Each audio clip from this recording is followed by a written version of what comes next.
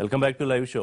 అభ్యర్థి ఎవరో తేల్చకుండానే NDA committee రాష్ట్రపతి ఎన్నిక ఏకాభిప్రాయం కోసం ఇటు ప్రతిపక్షాలతో కలిసి ముఖ్యంగా కాంగ్రెస్ తో పాటు సిపిఐ సిపిఎంలు అందరూ పెదవి విరిచారు. ఎవరో చెప్పకుండా మద్దతు ఇమ్మంటే ఎలా ఇస్తామని.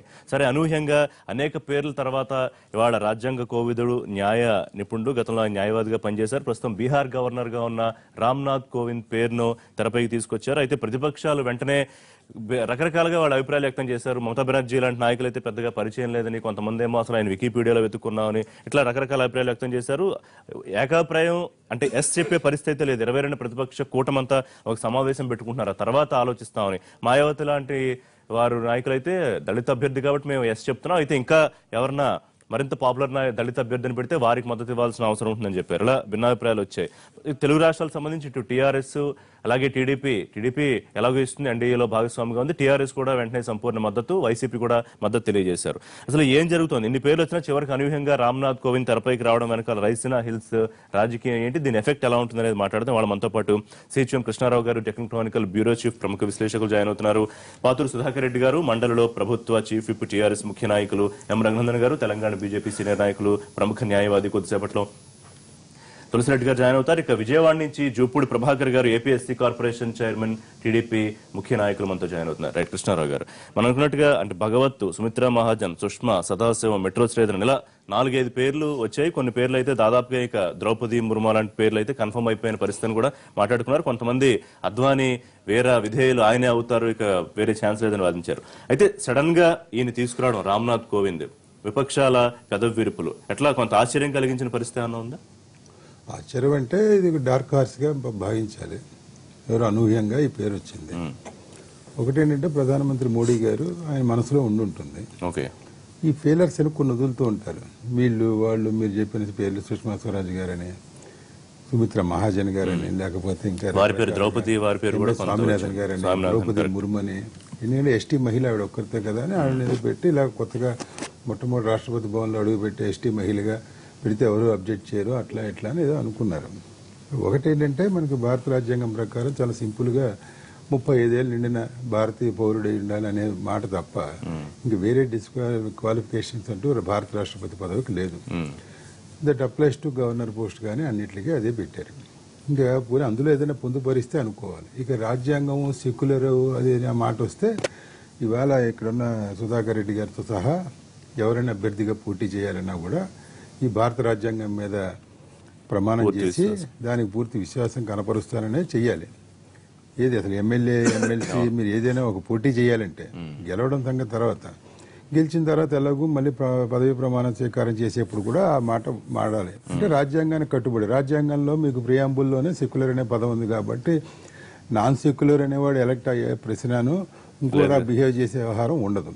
సో అది ఒకటి క్లారిఫికేషన్. ఈ వామపక్షాలు వీళ్ళు ఏంటంటే మాకు ఏదో సెక్యులర్ అయితే బాగుంటుంది, సెక్యులర్ గానే ఉండాలి దేశ బోరులు అందరూ, ఇంకోలా ఉండడానికి లేదు. మరి సరే, అది వాళ్ళ రాజకీయం. అది నెంబర్ 3 ఏంటంటే ఇక ఎన్డీఏ అభ్యర్థి చర్చలు జరిపినప్పుడు వెంకయ్యనాయుడు గారు, రాజ్నాథ్ సింగ్ గారు, అరుణ్ జైట్లీ గారు వాళ్ళని వెళ్ళి కలిసి ఇంతకీ మీరేమనుకుంటున్నారంటే మా సంగతి సరే, మీ సంగతి ఏమిటని వాళ్ళు అడిగారు. అడిగితే మేము ఇంకా అనుకోలేదన్నారు. మేమైతే మీరు ఏమనుకుంటున్నారో చెప్పండి అన్నారు. సో అది అసంపూర్ణంగా ముగిసిన చర్చలు తప్ప వీళ్ళు క్యాండిడేట్ చెప్పలేదు, వాళ్ళు క్యాండిడేట్ చెప్పలేదు కదా. పోనీ మేము ఇలా అనుకుంటున్నామండి, మీరు ఈయన పెట్టండి అంటే వాళ్ళు ఎన్డీఏ వాళ్ళు కూడా ఒప్పుకునేవారేమో తెలియదు. అయితే ఇది పార్లమెంటరీ బోర్డులో రకరకాల పేర్లు వచ్చాయి. ఈనాడు కథనం ప్రకారమే ఏదో రకరకాల పేర్లు వచ్చాయి. ఎంఎస్ స్వామినాథన్ గారి పేరు వచ్చింది, గొప్ప శాస్త్రజ్ఞుడు అంటే. మరి ఆయన 91 ఏళ్ళకి ఇప్పుడు మళ్ళీ వెళ్ళి ఆయన కూర్చుని లేచే పరిస్థితిలో లేనప్పుడు ఆయన తీసుకొచ్చి భారత రాష్ట్రపతిగా ఎందుకు అనేది. ఇంకా రాజ్యాంగం ఏం చేస్తుందంటే మనకి రాష్ట్రపతి అనేవాడు క్రియాశీలకంగా వ్యవహరించే అవకాశం లేదు అని చాలా స్పష్టంగా రాజ్యాంగంలో రాసింది. ఆర్టికల్ 74 ప్రకారం ఆయన ఏ నిర్ణయం అయినా should be aided and advised by the union council of ministers, aided by the prime minister. అంతే తప్ప వేరే విధంగా ఆయన ఏదో ఫైల్ పంపితే ఇంకో రకంగా ఎలక్టెడ్ పాపులర్ గవర్నమెంట్ నిర్ణయాలకు భిన్నంగా వ్యవహరించే అవకాశం లేదు. కొన్ని ప్రత్యేక సందర్భాల్లో కొన్ని నిర్ణయాలను ఆయన మళ్ళీ చూడమని పునఃపరిశీలించడానికి పంపడం తప్ప ఆయన విత్హోల్డ్ చేసే అవకాశం లేదు. అయితే ఏదైనా బిల్లు వచ్చినప్పుడు ఆయన దానికి శుభ్రంగా తలదిండిలా పెట్టుకుని ఎన్నేళ్ళైనా చేసే అవకాశం ఉంది. మళ్ళీ ఎక్సెప్ట్ ఫైనాన్స్ బిల్స్, మిగతా బిల్స్ అన్ని అది గడువు అది లేదు. కాబట్టి ఎక్కడా క్రియాశీలకంగా వ్యవహరించే అవకాశం లేదు. ఇప్పుడు మనకి ఘర్షణ పూర్వకంగా వ్యవహరించడానికి అసలు లేదు. ఎందుకంటే ఎక్సెప్ట్ మనం ఈయన మన అబ్దుల్ కలాం గారిని తప్ప మిగతా భారత రాష్ట్రపతులందరూ రాజకీయ నేపథ్యం ఉన్న వాళ్లే. ఈయన ఈ అనూహ్యంగా వ్యవహారం అంటే ఈయన 2 సార్లు ఎంపీ చేశాడు కాబట్టి ఆ విధంగా ఆయన కొంత అవగాహన బాగా ఉన్నట్టు. ప్రత్యేకంగా లాయరు, సుప్రీంకోర్టులోను ఢిల్లీ హైకోర్టులోను ప్రాక్టీస్ చేశాడు 16 ఏళ్ల పాటు. ఇక భారతీయ దళిత మోర్చాకు కూడా పనిచేశాడు. ఇంకా ఏమీ చేయకూడదని ఎక్కడా లేదు కదా. ఇందా చెప్పినట్టు క్వాలిఫికేషన్స్ వరకు ఈజ్ నాట్ డిస్క్వాలిఫైడ్. తర్వాత పోనీ ఏదో కాంట్రవర్సీ ఇవాళ ఆయన తెలిసింది, బహుశా ఇవాళ రేపు ఏదైనా వాళ్ళని వెలికి తీస్తారా, మీవేనా ఉన్నాయా వ్యవహారం అదే. అద్వానీ గారి దగ్గరికి వచ్చాడు. అందరూ చాలా పెద్ద మనిషి, అసలు భారతీయ జనతా పార్టీని ఇంత తీసుకొచ్చిన ఆయన చేస్తే బాగుంటుంది అది అన్నారు. కానీ అది ఆయనకి మోడీ గారికి రిలేషన్ పక్కన పెడితే is directly accused, is and bail. ఆయన తీసుకుంటే ఏమవుతుంది, మళ్ళీ ఆర్టికల్ 361 ప్రకారం రాష్ట్ర గవర్నరును భారత ఆయన రాష్ట్రపతిగా ఉన్న వ్యక్తి ఆయన పదవీ కాలం పూర్తి అయ్యేంత వరకు ఒక్క కేసు ఉండడానికి లేదు. మన అమీర్పేట భూముల వ్యవహారంలో ఆ రోజు రోసయ్య గారి మీద కేసు పెడితే ఏమైంది, ఆయన తమిళనాడు గవర్నర్గా ఉన్నాడు కాబట్టి పెట్టడానికి లేదు, 5 ఏళ్ల వరకు ఏం చేయడానికి లేదని చెప్పారు కదా. సో అద్వానీ గారినో ఇంకోళ్ళనో డైరెక్ట్ గా అక్యూజ్డ్ పెడితే అది డజంట్ మంచిదిగా ఉండదు, అది ప్రాపర్ గా ఉండదు. సో అన్ని విధాలుగా చూస్తే ఇప్పుడు ఘర్షణ లేని వ్యక్తి, వివాదాలు లేని వ్యక్తి, దళితుడు, కొంత అవగాహన ఉన్నవాడు, రాజ్యాంగంలో లాయర్గా ఉన్నాడు, ఎంపీగా ఉన్నాడు కాబట్టి ఇవన్నీ చేశాడు. ఇప్పుడు governor is also naturally eligible for to become president of India or vice president of India అనేది ఒకటి ఉంది కాబట్టి ఒక సంప్రదాయం, ఇవన్నీ ఉన్నాయి, ఆయన పెట్టారు. మరి it is up to the. ఇప్పుడు ఒకటి ఎన్డీఏ బలం చూస్తే మీకున్న 11 లక్షల ఈ ఈక్వేషన్స్ రాజకీయ వ్యూహాలు మళ్ళీ మాట్లాడదాం. రైట్, రణందన్ గారు, ఏకాభిప్రాయమా ఏకపక్షమా అనే దాని మధ్య నలుగుతోందా కొంత? అంటే మాకు ఎక్కడ చెప్పారు, మీరు ఇష్టం వచ్చినట్టు ఏదో డిసిషన్ తీసేసుకున్నారని ప్రతిపక్షాలు ఇప్పటికే పెదవి విరుస్తున్నాయి. అసలు ఆయనకు తెలుసా, ప్రణబ్ స్థాయి ఉందా అని మమతా బెనర్జీ లాంటి నాయకులు మాట్లాడుతున్నారు. సరే, వారికి చంద్రబాబు నాయుడు గారికి ఆ బాధ్యత అప్పచెప్పారని చెప్తున్నారు. ఎట్లా ఏకాభిప్రాయం అవుతుందంటారా, ఏకపక్షం అవుతుందంటారా? లెక్కలు అంకెలు సంఖ్యలు తేల్చుకుందాం మనం. నేను ఊహించినంత మటుకు ఇతర ప్రతిపక్షాలకు కూడా పెద్ద అభ్యంతరాలు ఉంటాయని నేను అనుకోవట్లేదు. మొండిగా మూర్ఖంగా పోయి వ్యతిరేకించి మేమేదో సాధిస్తామని అనుకుంటే కూడా సాధించడానికి ఏం కనబడతలేదు. కాబట్టి నిజంగా కూడా తెలివైన వాళ్ళు రాజకీయాల్లో ఉండి రాజకీయం నడపాలనుకుంటే బేషరతుగా ఎట్లా గెలిచేటువంటి అవకాశం లేదు. కాబట్టి పోటీ పెట్టి అపఖ్యాతిని తెచ్చుకునే బదులు, ఒక దళిత నాయకుని వ్యతిరేకించడం అని చెప్పే బదులు సింపుల్ గా హానెస్ట్ గా అంగీకరించి కేంద్ర ప్రభుత్వం కోరింది, అభ్యర్థిని అధికారికంగా ప్రకటించే కంటే ముందే నరేంద్ర మోడీ గారు సోనియా గాంధీ గారితో మాట్లాడినారు కాబట్టి మేము అంగీకరిస్తున్నామని చెప్పి వారు విశాల హృదయాన్ని ప్రకటించుకుంటే అది కాంగ్రెస్ పార్టీకి మంచిది. కాదు కూడదని మండిపోతే ఫలితాలు ఏ రకంగా ఉంటాయనేది అందరం ఊహించుకోవచ్చు. దాంట్లో పెద్ద ఇబ్బంది ఉండదు. జనరల్ గా ప్రతిపక్షాల దగ్గరికి వెళ్లి చర్చలు జరిపినప్పుడు మీ అభ్యర్థి పేరేంది అని అడిగితే ఇంకా పేరుని నిర్ణయించుకోలేదు, పార్లమెంటరీ పార్టీ బోర్డు సమావేశంలో నిర్ణయించుకుంటామని చెప్పినారు. మీ నుంచి ఏమైనా సూచనలు ఇస్తారా అని అడిగినారు. సూచనలు ఇస్తారా అన్నప్పుడు 2-3 ప్రతిపక్షాలు 2-3 సూచనలు చెప్పినాయి. ఏంది, 1 వివాద రైతులు ఉండాలి, 2 మచ్చలేని వ్యక్తి ఉండాలి, 3 ఎట్లాంటి కేసులు గట్రా ఉండకూడదు, 4 లౌకికవాది అయి ఉండాలి, 5 భారత రాజ్యాంగం మీద విశ్వాసం అయి ఉండాలి, 6 బాగా చదువుకున్నటువంటి న్యాయశాస్త్రాన్ని తెలిసినటువంటి వ్యక్తి, అవసరం ఉంటే రాజ్యాంగం మీద పూర్తి అవగాహన ఉన్నటువంటి వ్యక్తి కావాలని అడిగినారు. మరి అట్లాంటి లక్షణాలు ఉన్నటువంటి వ్యక్తులనే కదా ఈరోజు ఎంపిక చేసింది. ఏం వివాదాలు ఉన్నాయి, ఏం కేసులు ఉన్నాయి, ఎప్పుడు వివాదాస్పదం కాలేదు కదా. 71 ఏళ్లలో ఆయన పనిచేసినటువంటి దాదాపు 40 సంవత్సరాల రాజకీయ జీవితంలో కనీసం ఎక్కడ ఎలాంటి వివాదాస్పదమైనటువంటి ఇది లేనటువంటి వ్యక్తి. కొంతమంది స్థాయి గురించి మాట్లాడుతున్నారు, అసలు పెద్దగా ఎవరికి పరిచయం లేదు, పెద్ద ఎవరికి తెలియదు, అందరూ వెతుక్కున్నారు, గూగుల్ చేశారు, అట్లా ఇట్లాంటివి కూడా కొంత నాయకులు, ముఖ్యమంత్రి స్థాయి నాయకులు మాట్లాడారు. కొంతమంది నేనేమంటున్నాను సార్, ఒక వ్యక్తికి ఏ స్థాయి వచ్చింది, ఏ పదవి వచ్చింది అనేది ఆ కుర్చీలో కూర్చున్న తర్వాత తెలుస్తుంది సార్. ఆయనకున్నటువంటి తెలివితేటలేదు. ఎంతమంది న్యాయమూర్తుల పేర్లు మీకు తెలుసు, ఎంతమంది రిజర్వ్ బ్యాంక్ గవర్నర్ల పేర్లు మీకు తెలుసు. ఇందాక కృష్ణారావు గారు చెప్పిండు రాష్ట్రపతి ఏంది, రాష్ట్రపతి పాత్ర భారతదేశ రాజకీయాల్లో ఏంది అనేది వారు వివరంగా చెప్పారు. నేను మళ్ళీ వివరాలకు పోదలుచుకోలేదు. ఏం చేస్తారని ఎక్స్పెక్ట్ చేస్తారు రాష్ట్రపతి గారు? మీరు రోజు క్రియాశీలంగా పార్లమెంట్కి వచ్చి చర్చలలో పాల్గొనేది ఉందా రాష్ట్రపతి గారు? ఏం చేయాలి రాష్ట్రపతి గారు? రాష్ట్రపతి గారికి రాజ్యాంగం మీద అవగాహన ఉండాలి. ఇంకేం కావాలి మీకు? 1971లోనే సుప్రీంకోర్టులో అడ్వకేట్ ఆన్ రికార్డు ఎన్రోల్ అయినటువంటి వ్యక్తి. అట్లాంటి వ్యక్తి ఒక 20 సంవత్సరాల పాటు సుదీర్ఘంగా సుప్రీంకోర్టులో పనిచేసి న్యాయశాస్త్రాన్ని అవపాసన పట్టినటువంటి వ్యక్తి. Advocate on record, advocate on behalf of government. ఐక్యరాజ్య సమితిలో అడ్రస్ చేసిండు, యుఎన్ అసెంబ్లీని అడ్రస్ చేసిండు. ఇంకేం కావాలి? చాలా పార్లమెంటరీ స్థాయి సంఘాల్లో సమావేశాల్లో పనిచేసినాడు. మన దేశంలో రాజకీయ నాయకులు ఎవరు తెలుస్తారండి ఎక్కువ మంది జనానికి? అయితే లగడపాటి రాజగోపాల్ తెలుస్తాడు, లేకపోతే హరీష్ రావు గారు తెలుస్తారు, లేకపోతే ఇంకొకరు తెలుస్తారు. చాలా మంది తెలుసు. ఎందుకు నిత్యం వార్తల్లో ఉండాలనుకుంటే ఒక కాంట్రవర్సీ స్టేట్మెంట్ ఇచ్చేస్తే 5 నిమిషాల్లో ప్రపంచం మొత్తం తెలిసిపోతుంది. ఆయన నాన్ కాంట్రవర్షియల్ గా ఉన్నాడు. అప్పగించిన బాధ్యతల్ని చాలా ప్రశాంతంగా చేసుకుంటూ పోతా ఉన్నాడు. అంతెందుకు సార్, బీహార్ ముఖ్యమంత్రి నితీష్ గారు పొద్దున్న లేస్తే నరేంద్ర మోడీ గారిని వ్యతిరేకిస్తారనేటువంటి ఒక అభిప్రాయం అయితే మనమైతే మీడియానైతే సృష్టించి పెట్టింది. అట్లాంటి నితీష్ గారు కూడా గవర్నర్ బంగ్లాకు పోయి ఏం చెప్పి వచ్చిండ్రు, మంచి చాయిస్ అని చెప్పి వచ్చినారు, నాన్ కాంట్రవర్షియల్ అని చెప్పినారు, కోవింద్ మంచివాడు అని చెప్పినారు. ఇంకా ప్రతిపక్షాలకు కూడా అభ్యంతరం ఉంటుందని నేను అనుకుంటలేను. కాంగ్రెస్ పార్టీ కూడా ఆలోచిస్తుందేమో, ఒక మెట్టు దిగి ఏకగ్రీవానికి సహకరిస్తుందేమో అనేది నాకున్నటువంటి అభిప్రాయం. కాంగ్రెస్ పార్టీ సీనియర్ నాయకులు మాజీ ఎంపీ తులసిరెడ్డి గారు జాయిన్ అయ్యారు. వారితో మాట్లాడే ముందు సుధాకర్ రెడ్డి గారు, ముఖ్యమంత్రి కేసీఆర్ ఫోన్ చేశారు, ప్రధానమంత్రి మద్దతు అడిగారు. సరే మీరు సూచించినట్టే దళిత అభ్యర్థిని పెట్టామండి అని వారు థ్యాంక్స్ కూడా చెప్పారు. అంటే ప్రధాని ముఖ్యమంత్రి గారి మాటకి అంత విలువిస్తున్నారని అర్థం చేసుకోవాలా? రెండోది ఎంపీకి సంబంధించి రెండింటి గురించి చెప్పండి. ఒకటి, ఋషి గారు ఎప్పుడైతే రాష్ట్రపతి ఎన్నికకు సంబంధించినటువంటి మద్దతు కూడగడుతున్న సందర్భంగా వారు మాట్లాడుతున్నప్పుడు మా ముఖ్యమంత్రి గారు ఈ రకాలైనటువంటి ఒక అభ్యర్థి ఉన్నట్టయితే బాగుంటుంది అన్నట్లో, అలా దళితుడైతే బాగుంటుంది, వివాదరహితుడైతే బాగుంటుంది, సెక్యులర్ అయితే బాగుంటుంది, కొన్ని గుణగణాల గురించి విశ్లేషణ చేసినటువంటి దానికి అనుగుణంగానే వారు అభ్యర్థి నిర్ణయం చేసిన తర్వాత కేసీఆర్ గారు మీరు అన్నట్టుగానే వివాదరహితుడైనటువంటి దళితుడిని ఎంపిక చేసినాము కాబట్టి మాకు కూడా సమ్మతి తెలియజేసినాం. దానికి అనుగుణంగానే మా ముఖ్యమంత్రి గారు స్పష్టంగా అయ్యా మీ అభ్యర్థికి సంపూర్ణ మద్దతు ప్రకటిస్తున్నాం అనేటువంటి విషయాన్ని కూడా స్పష్టం చేశారు. ఏది ఏమైనప్పటికీ కూడా ఇవాళ రాష్ట్రపతి అనేటువంటి ఒక పదవి ప్రథమ పౌరుడు, దేశానికి ఆదర్శంగా ఉండేటువంటి ఒక పదవి కాబట్టి దానికి అనుగుణ్యంగా ఉండేటువంటి రీతిగా ఆయన గుణగణాలు పరిశీలించినట్టయితే దానికి సరి అయినటువంటి అభ్యర్థిగానే భావించబడతాడు. ఇక ప్రతిపక్షాలు అన్నట్టుగా మాతో ఈ అభ్యర్థిని పెడుతున్నాము అనేటువంటి ఒక మాట చెప్తే ఆ అభ్యర్థిని ఏదో రకమైనటువంటి ఒక లాగుతుండేటువంటి ఒక పరిస్థితి వస్తూ ఉంటుంది.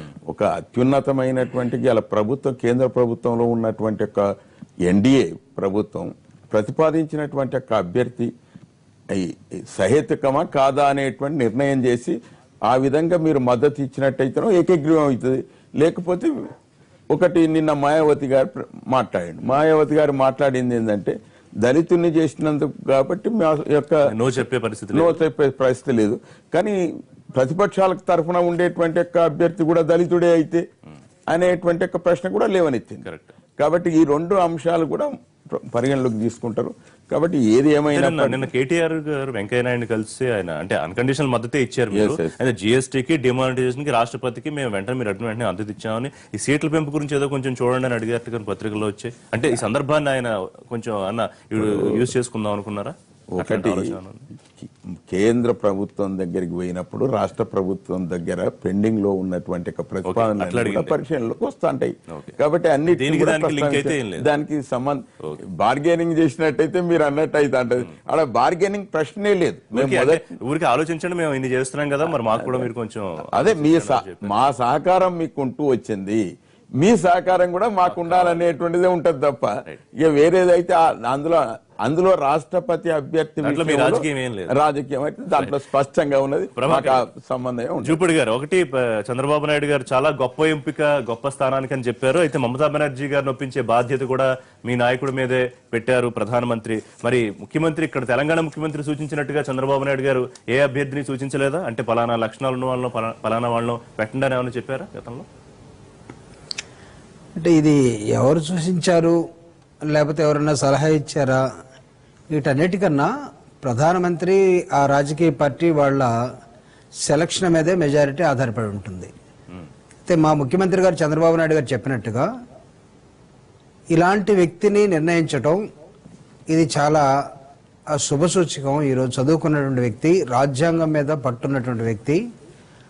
అంత మాత్రమే కాదు, ఈ దేశంలో అనేకమైన అంశాలు సుదీర్ఘంగా అర్థం చేసుకోగలిగినటువంటి కెపాసిటీస్ చూసినప్పుడు ఈరోజు ఆయన వ్యక్తిత్వం కానీ లేకపోతే ఆయన బ్యాక్గ్రౌండ్ కానీ ఆయనకున్నటువంటి ఇది కానీ సివిల్ సర్వీసెస్ యూపీఎస్సీకి సెలెక్ట్ అయినటువంటి వ్యక్తి, దాన్ని క్విట్ చేసి ఒక అడ్వకేట్గా హైకోర్టులోనో సుప్రీంకోర్టులోనో ప్రాక్టీస్ చేసుకున్న వ్యక్తి. మొరార్జీ దేశాయికి the then prime minister personal సెక్రటరీగా పనిచేసిన వ్యక్తి, ఆ తర్వాత రాజ్యసభలో ఉన్నటువంటి వ్యక్తి, ఆ తర్వాత గవర్నర్గా ఉన్నటువంటి వ్యక్తి. వీటన్నిటికీ ఆయనకున్నటువంటి సౌమ్యతతో పాటు ప్రధానంగా ఒక అట్టడుగు వర్గాల నుంచి, ఒక దళిత కుటుంబం నుంచి ఎదిగినటువంటి ఒక ఉన్నతమైన ఒక గ్రేట్ ఇంటలెక్చువల్ గా టర్న్ ఇంటూ ది పొలిటీషియన్ గా చూడాల్సిన వ్యక్తి.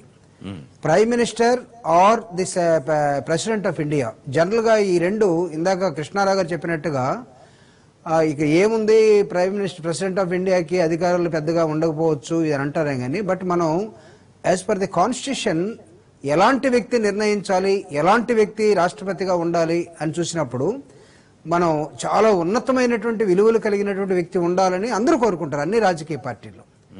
ఆ కోవలోనే తెలుగుదేశం పార్టీ కూడా, చంద్రబాబు నాయుడు గారు కూడా చాలా స్పష్టమైన వ్యక్తిని మీరు సెలెక్ట్ చేసిన తర్వాత ఇది ఒక సందేశం, ఒక దళిత మేధావిని, ఒక దళిత రాజకీయ నాయకుడిని, మచ్చలేనటువంటి ఒక వ్యక్తిని ఈరోజు రాష్ట్రపతిగా మీరు ప్రతిపాదించారు.